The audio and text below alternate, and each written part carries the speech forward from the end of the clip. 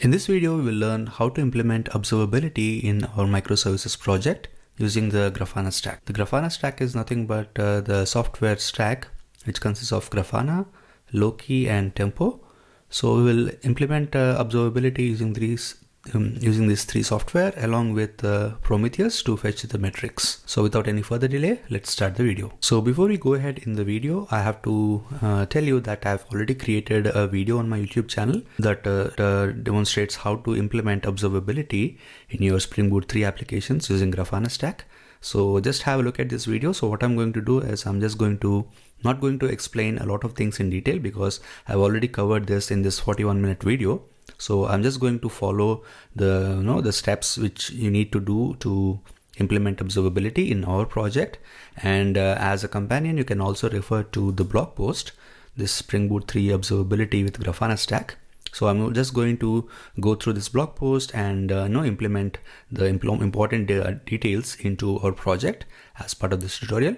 So if you want to know more about observability itself, just please refer to this video. All right, so let us start with the question, what is observability? So observability is a process of understanding the internal state of your application with the help of different indicators such as logs, metrics, and tracing.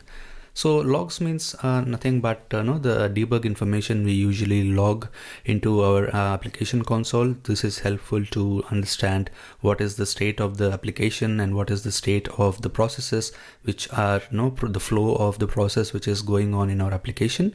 So this is very useful if you want to debug anything and you want to know what is the request, what is the state of the request for your application. Then logs are very important to have to maintain your application.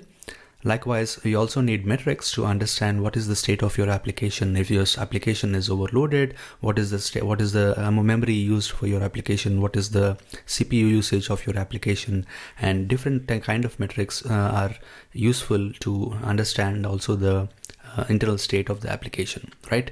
So finally, we have the tracing, also called as distributed tracing. This is especially important in a microservices architecture because if you have a look at our architecture, we have so many services here. So we have this API gateway, which is calling product service, and then it is also calling order service, and order service is calling inventory service, and we are also making an asynchronous request to the notification service.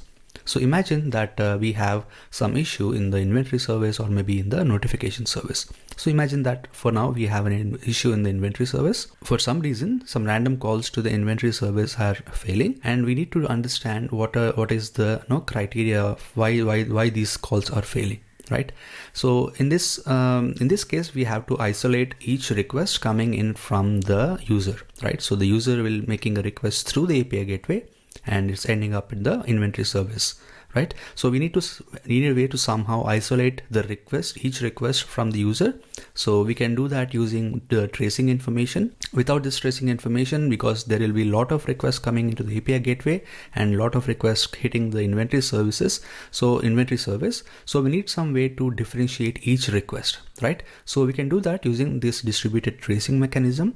So if you go into this in detail, so you can see that our user is calling the API order API, and this is first hitting the API gateway, and then it's forwarded to the order service, and then it's forwarded to the inventory service, right? So if a request is failing here, we need some way to track the whole request from the start to the beginning, right? So we can do that using something called as a trace. So a trace is nothing but some information added to each request that helps us to, of course, trace the request from its start to the end.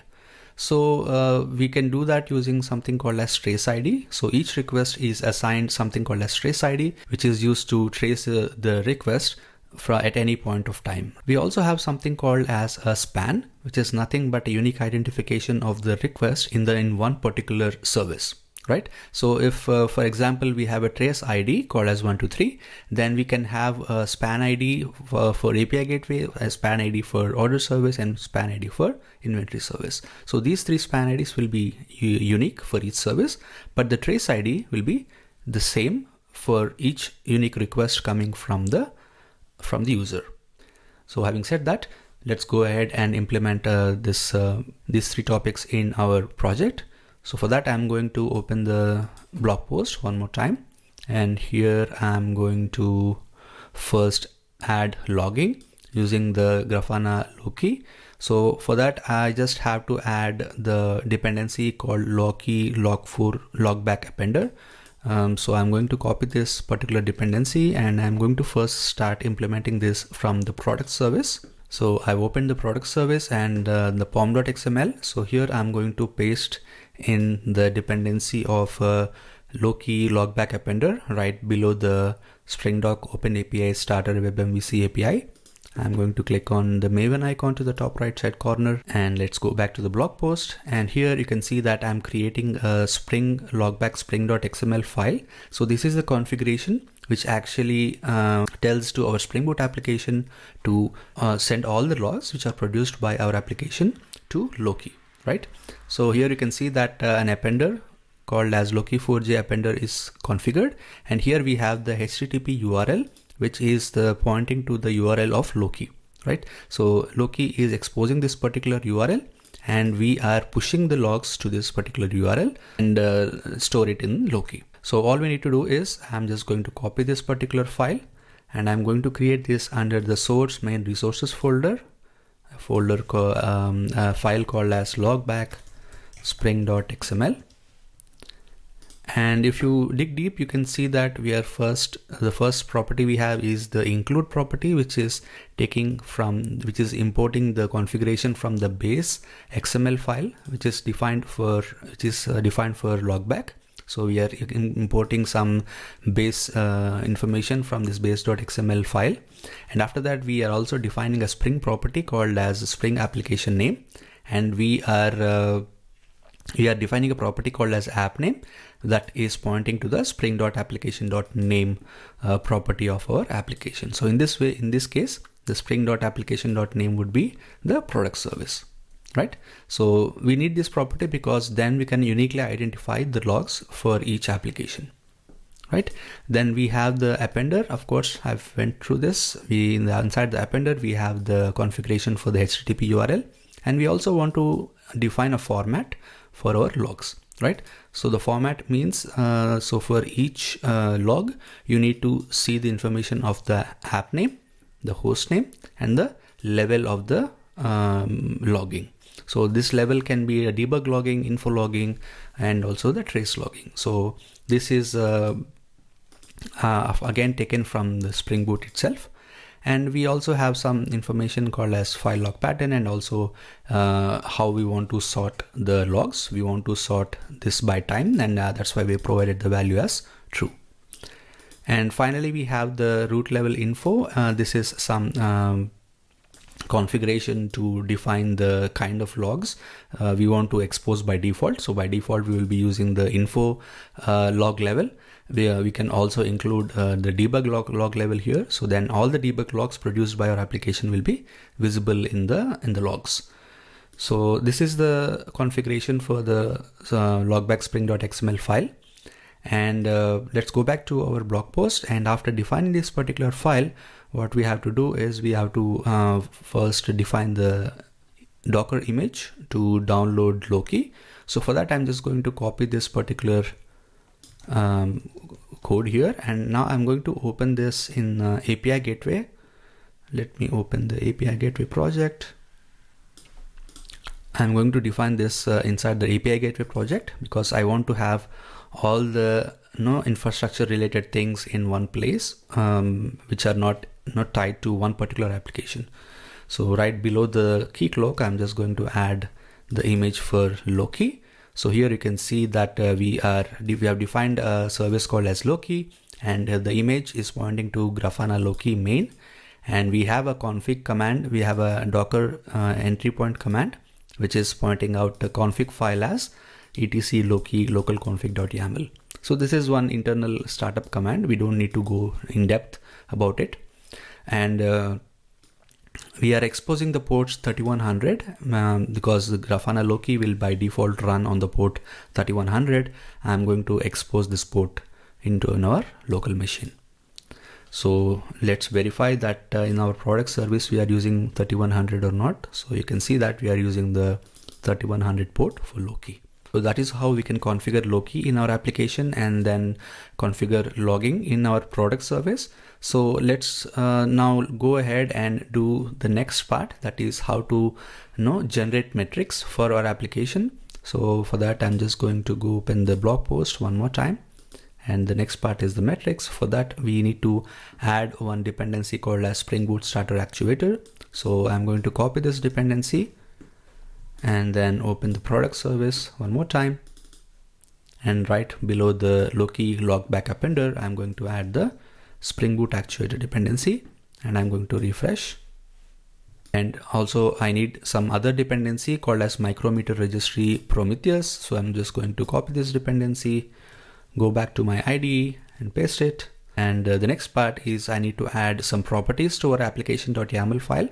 So I'm just going to copy this particular 3 properties, go back to the application.properties and then paste this. So here we have the property called as management endpoints, web exposure include. So here we can define which endpoints we want to expose from our Spring Boot application. That will provide information about our Spring Boot app, right? So we have different endpoints in Spring Boot Actuator. One is the health endpoint, which defines, which sends the metrics of how the health of your application. The info endpoint, which just sends the generic information about your application. Metrics, that sends the real metrics like the JVM statistics, memory, CPU usage and all are included in this metrics endpoint. And Prometheus endpoint is an endpoint which is custom made for Prometheus, which defines all the metrics in the format that Prometheus can understand, right? So we want to expose all these 4 endpoints in our project. And after that, we have a next property called as management metrics, distribution percentiles histogram, HTTP server request true. So here we are actually defining a property that sends all the HTTP metrics in the form of a percentiles histogram. So it can be distributed. So this is an internal property of Prometheus. So we need to add this property as true. Next, we have the management observations key value application, not as loan service, but this should be product service. So by adding this particular value, all the logs, observations of your application will have the key value, the key as product service. So it's easier for you to query Prometheus and the tracing information by adding this key as product service. So after adding this information, I'm just going to click on refresh on the Maven icon. So now let's go back to the blog post. And here the next thing we have to define is the image for the Prometheus. So I'm just going to copy this particular Docker file, and I'm just going to copy this particular code and paste this inside the Docker Compose file. So I'm going to go back to the product service, not the product service, but in the API gateway. And in the API gateway, right below the configuration of Loki, I'm going to paste in the configuration for Prometheus. So here we have the Prometheus configuration. We are reading from the Prometheus version 2.46.0. You can of course also use the latest version of Prometheus here. So this is the version I'm using right now. And we are exposing the ports 9090. So we want to use the port 9090 for Prometheus. And the next thing we have to do is we have to define some kind of configuration. As you can see that we are we are mounting the file called as prometheus.yaml into the etc prometheus.yaml folder. So for that we need to go back to the blog post and we need to create a file called as prometheus.yaml file. I'll just explain to you why we need this file shortly. So for now I'm just going to copy this file and I'm going to add this file inside prometheus.yaml file under Docker prometheus.yaml file. I'm going to paste this here. And so this prometheus.yaml file contains the configuration to scrape our Prometheus endpoint. So Prometheus by default fetches the metrics from our application, scrapes the metrics from our application in a particular interval. So for that, we need to define how often Prometheus should scrape our application for the metrics. And what all applications it actually should scrape, right? So to define that particular configuration, we need to create this prometheus.yaml file. We have, so inside that we have this global scrape interval, and I have set it as 2 seconds. You can also set it as 5 or 10 seconds as you like. And the evaluation interval is also, I have set it as 2 seconds. Next comes the scrape configs. So here we actually define different kinds of jobs we want to have. So the first job is like the Prometheus, which is pointing to the Prometheus 9090 endpoint. Next job is should be the product service. So here inside the product service, we are going to define the metrics path as /actuator/Prometheus, and the target is going to be host.docker internal 8080. We need to provide host docker internal because the Prometheus will be calling from inside a Docker container to our local host, right? So for that, we need to provide the host name as a host docker internal. And of course, this should only be used in the production purposes. If you want to run it in production, you will actually replace this with the name of the product service container, right? Or pod or whatever you are running in. So after product service, we have the order service. So this is going to be order service actuator Prometheus host docker.internal 8081. So of course we have again the order service. So like this, we can create configuration for all our services. So I'm going to just copy and paste some information which defines these jobs for all our services. So we have our API gateway running on the port 9000. We have the product service running on port 8080. We have the order service on port 8081 and the inventory service on port 8082. Finally, we have the notification service which is running on port 8083. So we also, one thing we need to observe is we also added labels so that it is easily identifiable for Prometheus. So labels followed by the application. So that we have added the application label as the name of each service. So this particular label is missing for the notification service. So let me add this label and call this as notification service. So after adding this configuration, that's all we need to do for Prometheus. Let's go back to our blog post and see what is the next step. So you can see that this is the final step for metrics using Prometheus. So the next step is going to be to implement tracing. So for that, I'm just going to copy these two dependencies, micrometer tracing bridge brave, zipcan reporter brave. So I'm just going to copy these dependencies. And again, if you want to learn about this, just refer about these dependencies, why we are using it, just refer to this particular tutorial. I've explained this in detail. So I'm just going to copy this particular information and let's go back to our product service.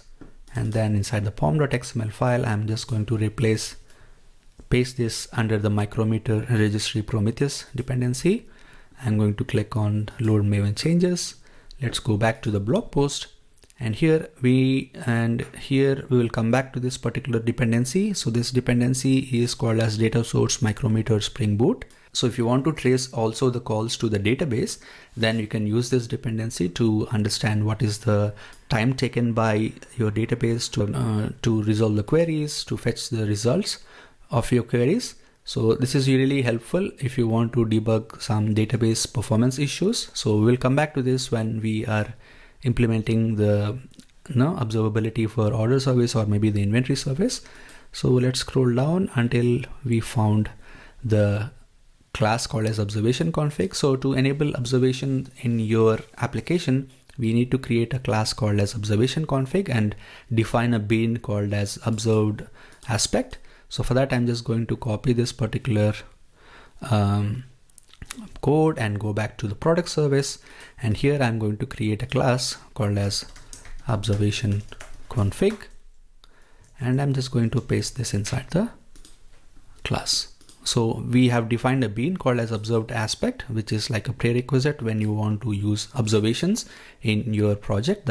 So let's go back to our blog post, and to enable this particular observation, we need to also add the Spring Boot starter AOP dependency. So I'm just going to copy this particular dependency and then paste this below this Zipkin reporter Brave dependency. And I'm going to load the Maven changes.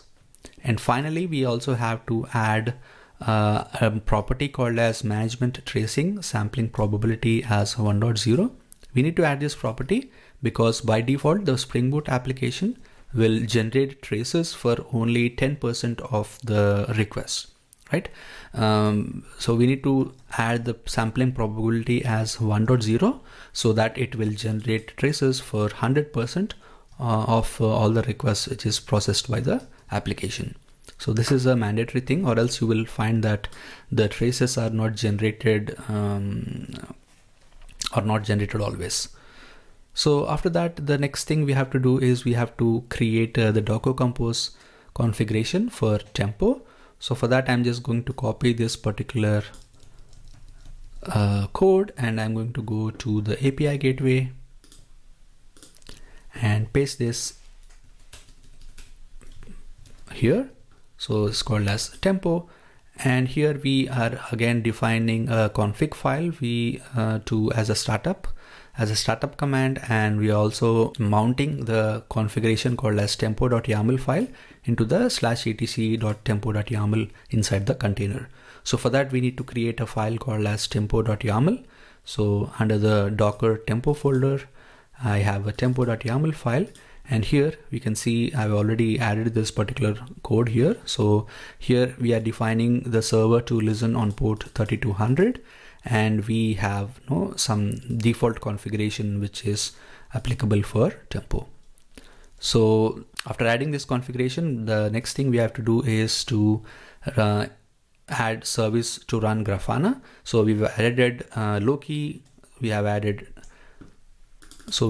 Loki, we have added Tempo, we have added Prometheus.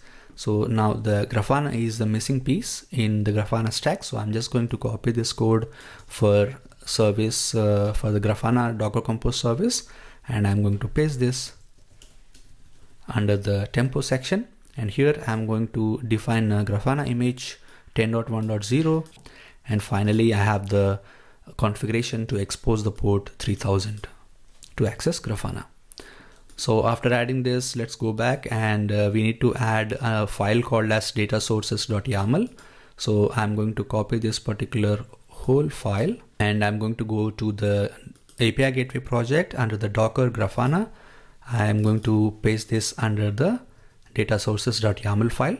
So this is nothing but a configuration for Grafana to find out the locations of Prometheus, Loki, and Tempo. Right? Of course, Grafana is like an aggregation application which aggregates all this information and displays it to us. So for that, we need to provide a hint where you can find this information.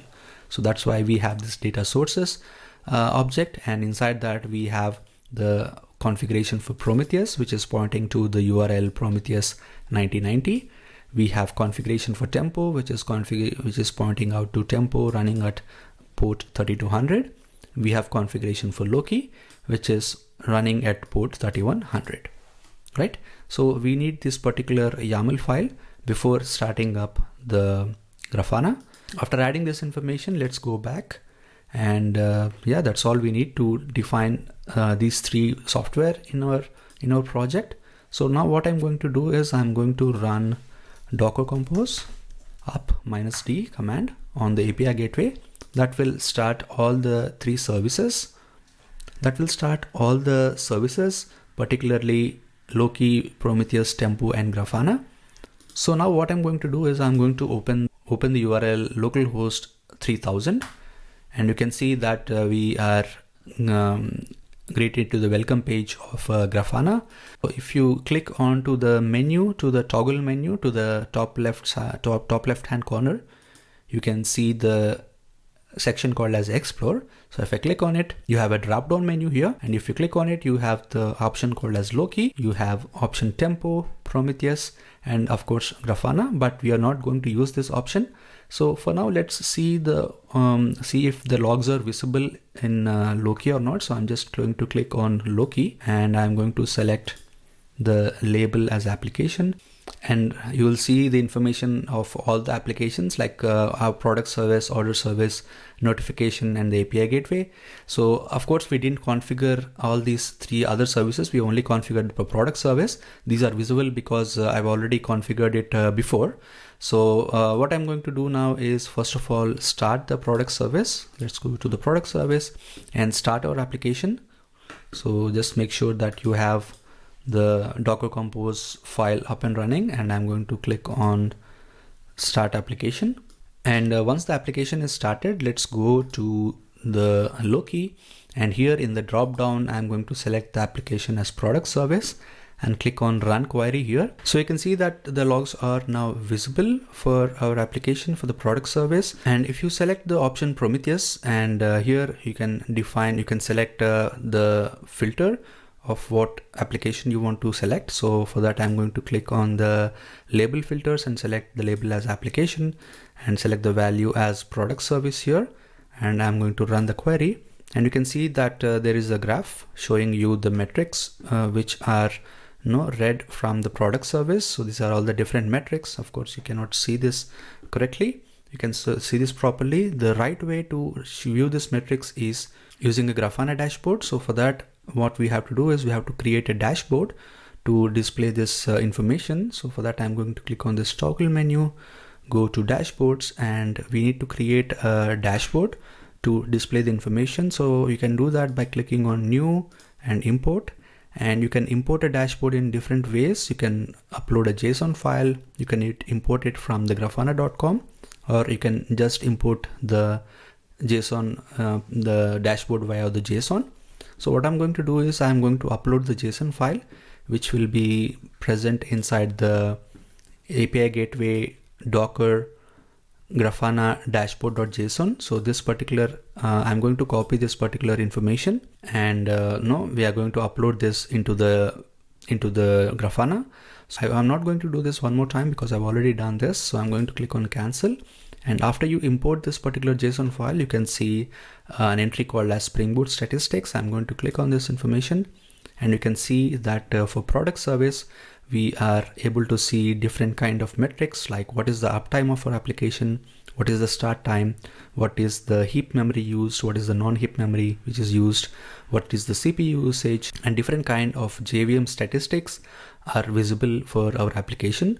You have very extensive information about your application. So this is really useful while doing monitoring of your application. And the last thing we have to now check is the tracing information. So for that, it's really helpful so we can only check whether the tracing is working or not if we enable it also for the other services.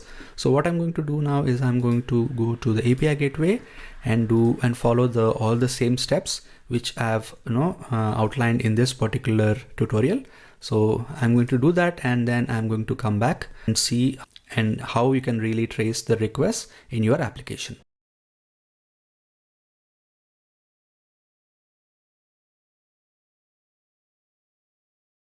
All right, so now I've made all the changes in all the services. So that means I've implemented logging using Loki. I've adding the logback configuration. I've added the necessary properties to enable metrics and also the traces. I've done this for all the services. We have the product service and we have the notification service, which is up and running again.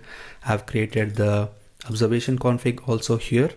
One thing we need to understand here is we need to enable observation for the Kafka. So for Kafka to enable observation, we have to add some additional configuration. So we need to add we have to enable observation inside the Kafka listener. So for that, we need to first auto-wire this concurrent Kafka listener container factory bean, and then we have to add the set observation enabled property as true. So or else if we don't add this information, then there will be no trace ID for the messages which are sent through the Kafka. We want this information to be present for all the requests. So when a request is coming from order service to the notification service, by adding this configuration, the trace ID will also be propagated, right? Likewise, inside the order service, I'm going to the order service and I'm going to go inside the REST client configuration. And here also we need to add some additional changes for the REST client. So while defining the REST client bean, we have to first inject the observation registry and then provide this observation registry to the REST client builder. So in this way, our REST client will understand that we have to also propagate the trace ID whenever we are making calls to the inventory service. So this is mandatory, or else this is mandatory before testing out your changes, or else you will find that the trace ID is not propagated to the inventory service properly from the order service. So after adding this information, let's go back to our browser and open Grafana, and let's go back to the home page and click on the toggle menu and click on explore. Now if you go to Loki, let's check first Loki if we are able to see the logs for our application or rest of the applications or not. So in the label filters, I'm going to select application, and now first I'm going to select the API gateway and click on run query, and you can see that we are able to see the logs which are generated by the API gateway. So these are the recent logs which are generated. So let's see the same thing for the order service. Click on run query, and you can see that during the same timestamp, we are able to see the logs for the order service. Same for the inventory service. We are able to see the logs, and finally we also have the notification service where we are also able to see the logs. So now let's test out this feature by making one request. So let's go to localhost 4200 and let's do the login. And one thing which you have already maybe observed is that whenever we are creating the Docker container, we are recreating the Docker container for Keycloak, all the information is actually lost, right? All the information, all the client information. So all the client information which we have created will be lost. So to get around that, what we can do is we can export the realm details from Keycloak and import it, import it while creating the Keycloak Docker container. So we can do that by first going to the localhost 808181. So this is the Keycloak administration UI, and here I'm going to log in using this admin password, use admin credentials. So and here I'm going to select the Spring Microservices security realm. This is the realm which we have created, and under the realm settings, what you can do is you can click on action and you can say partial export, right? Then it will export all the realm information, like what are the clients which are defined inside our realm. So you can select the option to export the clients and also the groups and roles. So after clicking all this information and you click on export, it will generate a file called as realm export.json, which looks something like this. So I've already downloaded this and kept it under the Docker Keycloak folder. The realm export.json, you will see all the information about the realm, and here you can find also the information about our client. So the client we have created is Angular client.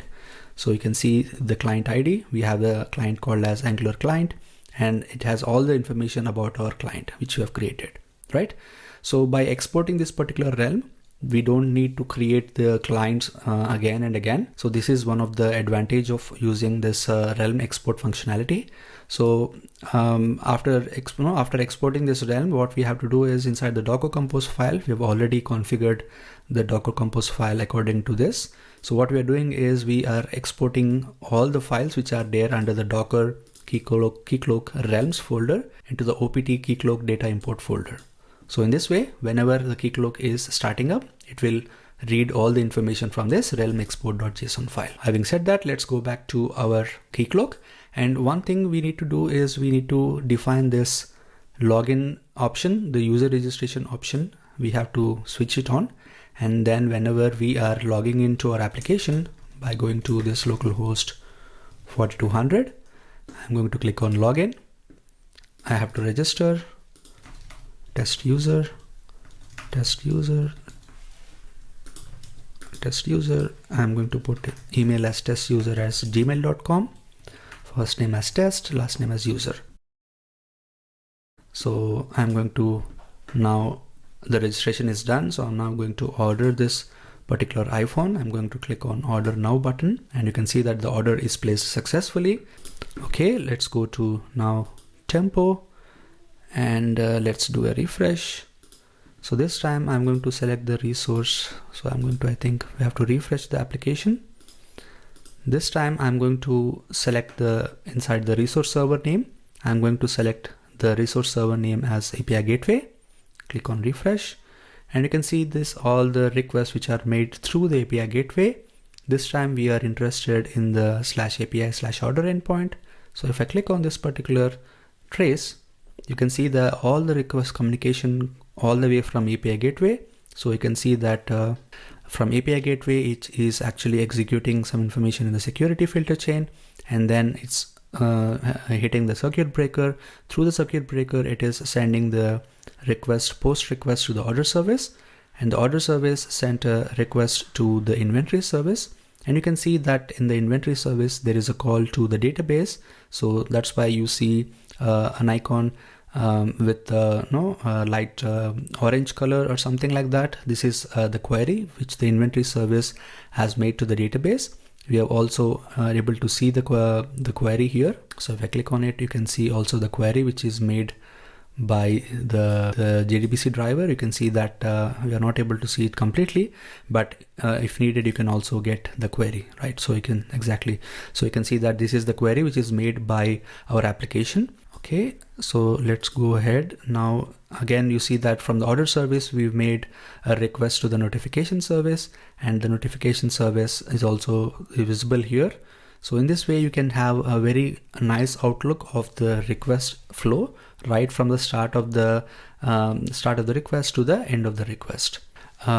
So again, this can be a little fast if you have not heard about observability before. What is AP, what is logging, what is metrics, and what is tracing. This tutorial can be quite fast for you. So that's why I really request you to first look at this Spring Boot 3 observability video, and then come back to this tutorial so that you will be able to quickly understand what's going on around this observability space. So I hope this tutorial is helpful for you, and I will see you in the next video. So with this video, all the development related stuff is completed for this project. So the next part is actually to deploy this using Docker and Kubernetes. So I will see you in the next videos, and until then, happy coding, techies.